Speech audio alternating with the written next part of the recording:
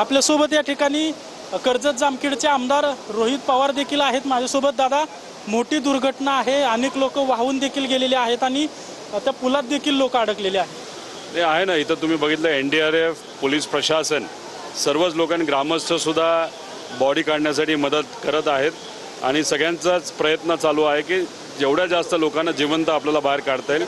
आत्ताच आपल्यासमोर एक व्यक्ती जिवंत आहेत, त्यांना बाहेर काढलेला आहे। त्यामुळे आपण प्रार्थना करूया जेवढे काही लोक निघतील ते जिवंतच निघतील आणि त्यांना लवकरात लवकर आरोग्य सेवा मिळेल अशी अपेक्षा करूया। आता प्रशासनाकडून तुम्ही काय माहिती घेतली का, किती लोक वाहून गेलेत किंवा किती लोक अडकलेत, काय कळलंय? तसं आता पोलीस प्रशासनाला आम्ही सुद्धा कुठे डिस्टर्ब केलेलं नाही, पण जो काही अंदाज ग्रामस्थांकडनं आलेला आहे 4-5 जण कदाचित मृत्युमुखी पडले असतील।